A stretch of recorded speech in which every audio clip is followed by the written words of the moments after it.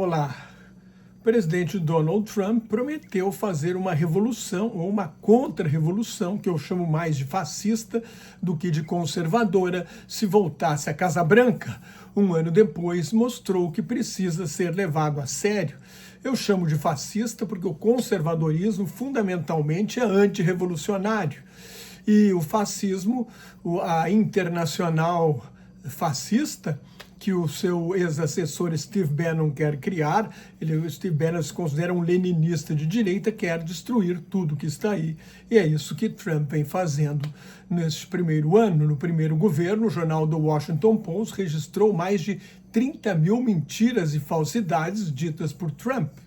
Mas, por mais desonesto que seja, e Trump tem a moral de um gangster, ele deixou suas intenções claras na campanha eleitoral. O atual presidente dos Estados Unidos chamou os imigrantes ilegais de vermes e de inimigos internos, prometeu deportações em massa e vingança contra adversários inimigos políticos. Em 2023, em entrevista a seu maior propagandista na mídia, Sean Hannity, da Fox News, Trump declarou que gostaria de ser ditador por um dia.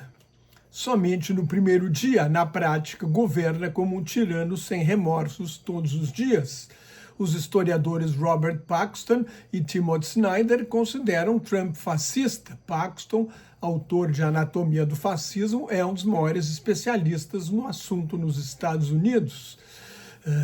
Snyder, o grande especialista em Ucrânia dos Estados Unidos, escreveu sobre a tirania e sobre a liberdade e saiu da Universidade de Yale, foi para a Universidade de Toronto, no Canadá, para preservar sua liberdade acadêmica.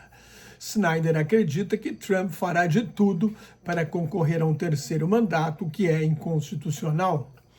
Do perdão a mais de 1.500 criminosos que assaltaram o Congresso em 6 de janeiro de 2021 para impedir a certificação da vitória de Joe Biden, a ação de uma polícia de imigração nazi-fascista, é a ameaça de tomar a Groenlândia, anexar o Canadá e retomar o Canal do Panamá. Trump se mostra um presidente sem limites que testa e expande o poder presidencial, ignorando qualquer restrição legal. Chegou a dizer que o direito internacional não importa porque ele tem elevados padrões morais e este é o seu limite. Por causa desses padrões morais mafiosos, Trump foi condenado por abuso sexual e por 34 acusações de fraude e falsificação de documentos para comprar o silêncio de uma atriz pornô com quem teve um caso, Stormy Daniels, e ele não queria que esse caso viesse à tona durante a campanha eleitoral de 2016. Com a reeleição, Trump livrou-se dos processos em que tinha sido denunciado por roubar documentos sigilosos e pela tentativa de golpe para impedir a posse de Joe Biden.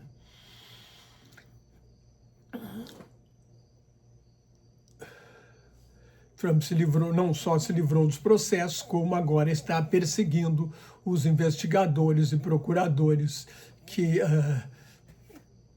participaram desses processos. Trump reduziu significativamente a entrada de imigrantes ilegais pela fronteira sul, com a fronteira com o México, e fechou a porta praticamente para refugiados não brancos. Deu asilo a brancos sul-africanos, mas deportou cerca de 600 mil imigrantes, não atingiu a meta de 1 milhão de deportações por ano e não superou o governo Barack Obama.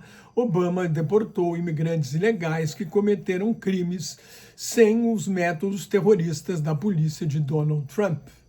Trump conseguiu negociar uma trégua frágil na guerra de Israel contra o movimento de resistência islâmico Hamas na faixa de Gaza, cortou praticamente a ajuda militar à Ucrânia, bombardeou a Síria, a Nigéria, o Iêmen, o programa nuclear do Irã, a Venezuela e supostos traficantes de drogas nas costas da Venezuela e da Colômbia. Bombardeou a Somália, mandou tropas federais para ajudar a caçar imigrantes nas ruas das grandes cidades norte-americanas, iniciando uma guerra interna que provocou revolta em grandes cidades, recentemente em Minneapolis, no estado de Minnesota, onde uma mãe de 37 anos foi assassinada por um agente da Polícia de Imigração. Trump hostilizou aliados e iniciou uma guerra comercial contra o resto do mundo. Está destruindo a ordem internacional liberal que os Estados Unidos construíram depois da Segunda Guerra Mundial, o sistema multilateral de comércio que os Estados Unidos construíram, ergueram em décadas de rodadas de liberalização comercial, e a organização do Tratado Atlântico Norte, aliança militar mais bem-sucedida da história. Trump é um sintoma da decadência dos Estados Unidos e reduz o poder do país na prática. Os presidentes norte-americanos sempre se elegeram pelo centro, captando os votos do eleitorado independente, e nunca por uma radicalização de extrema-direita, como a que faz Donald Trump. Quando os Estados Unidos eram líderes incontestáveis da economia mundial, eram contra acordos regionais de comércio que viam como manobras protecionistas. Só aceitaram a Comunidade Econômica Europeia porque precisavam de uma Europa Ocidental rica e próspera para se opor à União Soviética e evitar que governos de esquerda assumissem o poder em países da Aliança Ocidental. O primeiro acordo comercial regional, o primeiro acordo regional de livre comércio que os Estados Unidos fizeram foi com o Canadá, em 1988. Trump retirou o Canadá, que agora Trump ameaça anexar, diz que tem que ser o 51º estado dos Estados Unidos. Trump retirou os Estados Unidos do Acordo de Paris sobre mudança do clima, revogou as políticas de combate ao aquecimento global e de transição energética do governo Joe Biden, e dobrou a aposta nos combustíveis fósseis. Na prática, neste e em outros setores, entrega a liderança internacional à China. Em política interna, Trump se elegeu prometendo acabar com o Estado profundo. A expressão é usada para falar no Oriente Médio, da aliança entre políticos, militares, agentes das forças de segurança, empresários aliados ao regime. É quem realmente manda, independentemente de quem esteja no poder formalmente. Para Trump, Estado profundo nos Estados Unidos é a burocracia estatal que limita os seus poderes e que investigou seus crimes. Ele escalou o bilionário Elon Musk, o homem mais rico do mundo, para reduzir a máquina pública dos Estados Unidos, mesmo sem um cargo formal. Musk e sua turma de jovens tecnocratas do Departamento de Eficiência Governamental, que não foi criado oficialmente, só poderia ter sido criado pelo Congresso, e isso não aconteceu. Musk não tinha nenhum cargo formal no governo, e eles invadiram computadores, hostilizaram e demitiram milhares de funcionários públicos, acabaram com a Agência dos Estados Unidos para o Desenvolvimento Internacional, USAID, responsável por cerca de 40% da ajuda humanitária no mundo. Milhares de crianças vão morrer de fome e de doenças, especialmente na África, por causa disso. Trump não acredita no poder suave, que foi decisivo para a vitória dos Estados Unidos na Guerra Fria, o poder da propaganda, do convencimento, da comunicação. Pelo menos nas relações internacionais, ele não acredita nisso, só acredita no poder duro das armas e do dinheiro. O governo Trump promoveu um amplo expurgo no Departamento de Justiça, no FBI, a Polícia Federal dos Estados Unidos, para afastar quem investigou Trump. O Departamento de Justiça foi redirecionado para perseguir imigrantes ilegais, adversários políticos do presidente.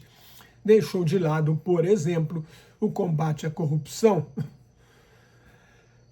Pelo menos 317 mil funcionários federais deixaram o governo ano passado, 68 mil novos funcionários foram contratados. Os programas de diversidade, equidade e inclusão social foram extintos. As universidades que os aplicavam e faziam pesquisas a respeito foram perseguidas, tiveram verbas cortadas. Trump ataca o elemento central do poderio dos Estados Unidos, que é o conhecimento, o desenvolvimento científico e tecnológico. Cortou o dinheiro até para pesquisas sobre o câncer. Trump se elegeu a tarifa média sobre os produtos importados pelos Estados Unidos subiu de 2,8% para algo em torno de 18%. É a maior desde 1934, durante a Grande Depressão, que começou com o colapso da Bolsa de Nova York, mas foi agravada pela guerra comercial entre os países ricos. O Brasil chegou a ser tarifado em 50%, quando Trump queria impedir a condenação do ex-presidente Jair Bolsonaro, mas o Brasil conseguiu negociar com a habilidade do Itamaraty e também do presidente Lula, que conseguiu estabelecer uma boa relação com Trump. Então, vários produtos foram isentos do tarifaço. E o Brasil está hoje numa posição semelhante à de outros países, era o mais tarifado junto com a Índia. Trump também se elegeu prometendo, a grande promessa dele foi reduzir o custo de vida. O grande fator da vitória de Trump foi a inflação causada pela pandemia no governo Joe Biden, que não caiu, porque os dois governos, tanto o governo Trump quanto o governo Biden, usaram incentivos para a economia, para evitar uma recessão, e isso fez com que a inflação voltasse a cair, quer dizer, o crescimento de preços diminuiu, mas os preços não voltaram ao nível anterior à pandemia. Então, esse custo de vida, esse aumento do custo de vida foi fundamental para a derrota da vice-presidente Kamala Harris. Mas a inflação da carne e do café, por exemplo, atingiu em cheio o consumidor norte-americano, e são dois produtos que o Brasil exporta, e isso pressionou Trump, junto naturalmente com as empresas norte-americanas que trabalham com produtos importados, para reduzir tarifas. A China resistiu à guerra comercial, fechou o ano com um superávit comercial recorde de 1 trilhão e 200 bilhões de dólares, ganhou a guerra comercial de Donald Trump, mas esse número também revela uma fraqueza do consumo interno na China. Se o objetivo de Trump era estimular a produção industrial, fracassou, embora ele diga exatamente o contrário. Os Estados Unidos perderam 50 mil empregos industriais desde que Trump voltou à Casa Branca. A guerra comercial foi deflagrada com base na Lei de Emergência Econômica. Como, em princípio, cabe ao Congresso impor tarifas de importação, Trump alegou que os Estados Unidos viveu uma emergência econômica. O caso foi parar na Suprema Corte, que tem sido muito subserviente a Trump, mas em novembro alguns ministros manifestaram ceticismo quanto aos poderes emergenciais invocados para baixar o tarifaço. O litro da gasolina está em torno de 80 centavos de dólar. Trump mentiu na entrevista coletiva que deu no dia 20 para marcar um ano de governo. Trump mentiu, disse que estava em torno de 50 centavos. O presidente insiste que a economia nunca esteve tão bem, mas o consumidor não se engana, sabe que está gastando mais, especialmente com comida. Os juros também subiram, o preço dos imóveis subiram, que é outro fator de descontentamento do eleitor norte-americano. Porque, em última análise, quem paga as tarifas é o consumidor dos Estados Unidos e as empresas dos Estados Unidos. As empresas assumiram parte desse custo, mas mais cedo ou mais tarde deverão passar o custo das tarifas para os consumidores. Trump pressiona o Conselho da Reserva Federal, o Comitê de Política Monetária do Banco Central dos Estados Unidos, a baixar os juros. O Departamento da Justiça abriu um processo contra o presidente do Banco Central, Jerome Powell, nomeado por Trump no primeiro governo. Powell veio a público dizer que não é por causa da reforma no prédio do Banco Central que ele está sendo processado. Trump alegou que os gastos são exorbitantes. Powell está sendo processado porque o Banco Central cumpriu rigorosamente a tarefa de fixar a taxa de juros com base para conter a inflação e tentar conseguir o mais baixo nível de desemprego. Esses são os objetivos fixados pela lei do Banco Central dos Estados Unidos. Desde setembro, os Estados Unidos bombardearam cerca de 30 barcos acusados de tráfico de drogas nas costas da Venezuela e da Colômbia. Mataram pelo menos 105 pessoas. Em nenhum momento o governo Donald Trump apresentou qualquer prova concreta de que realmente esses barcos e essas pessoas estavam envolvidas no tráfico de drogas.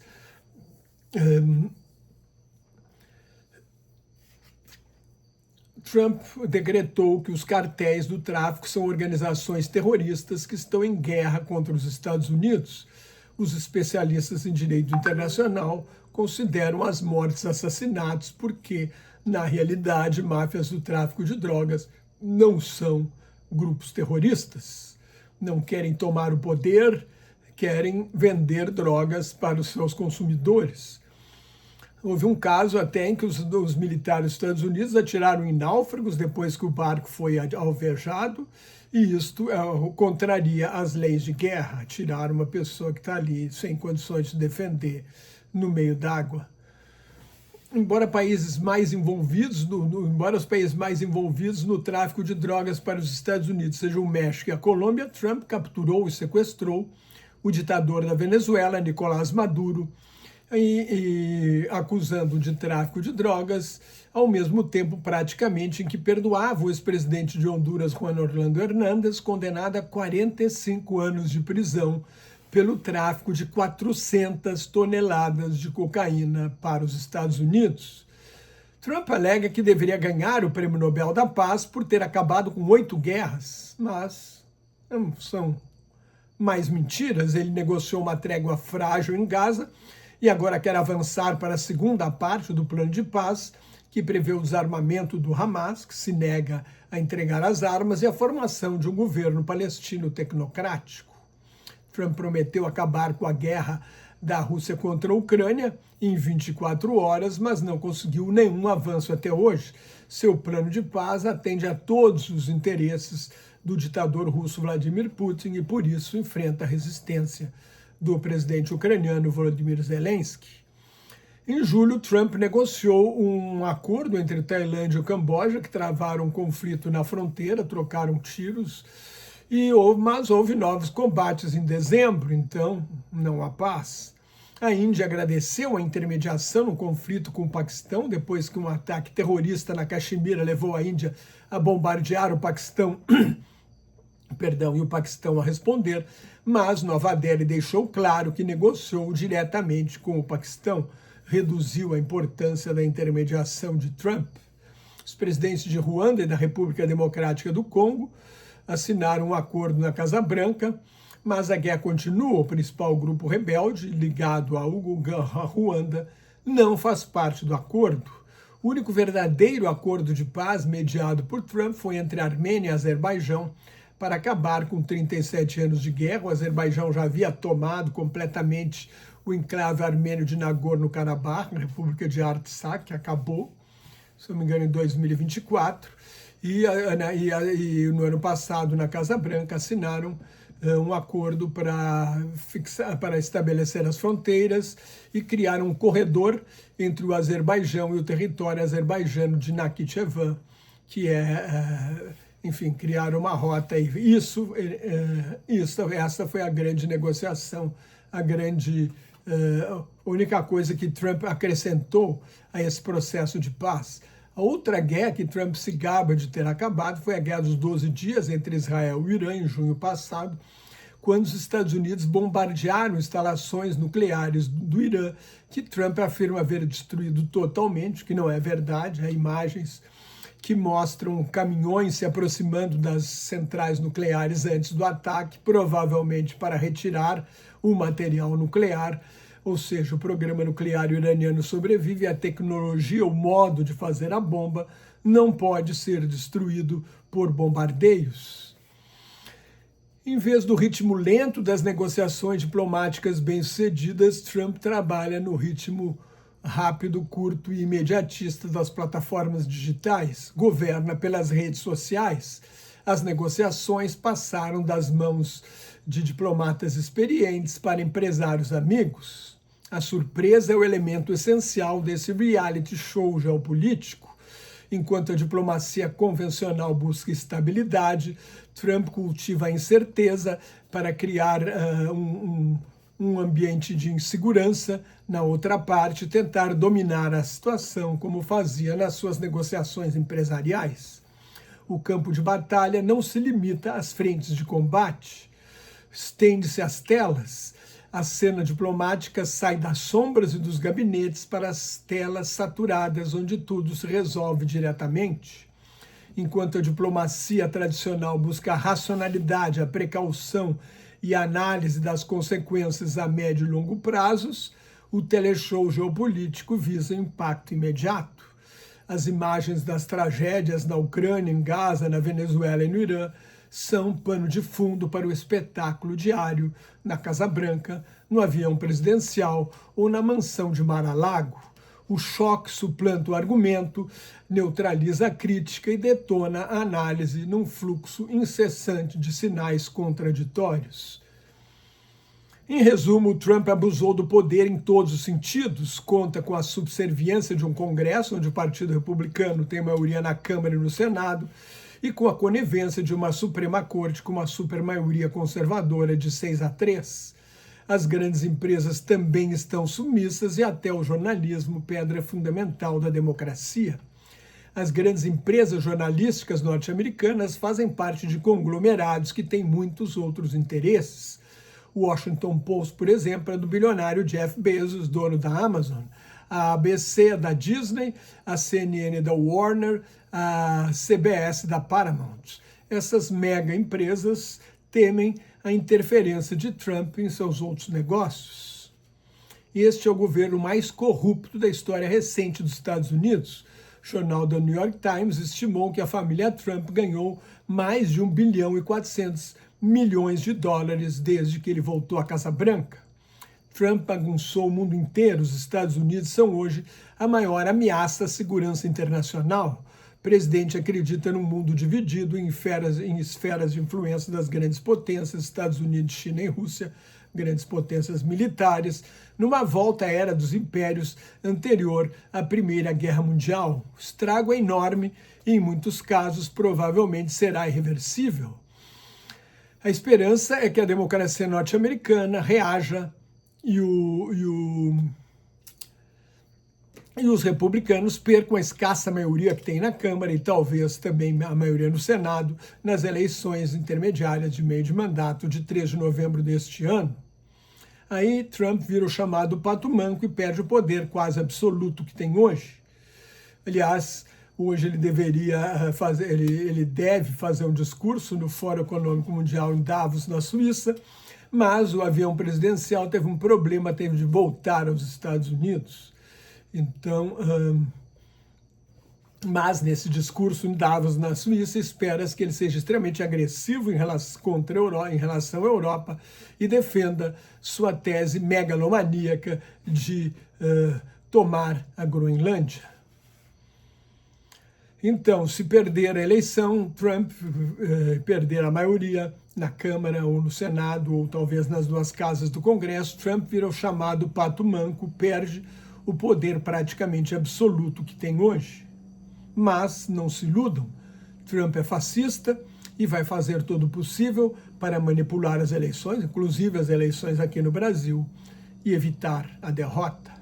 Se você gostou, assine meu canal no YouTube, leia meu blog Globalização em Crise, me siga no Instagram, no Threads, no LinkedIn, no Facebook e no Substack. Muito obrigado pela sua atenção. Até mais. Tchau.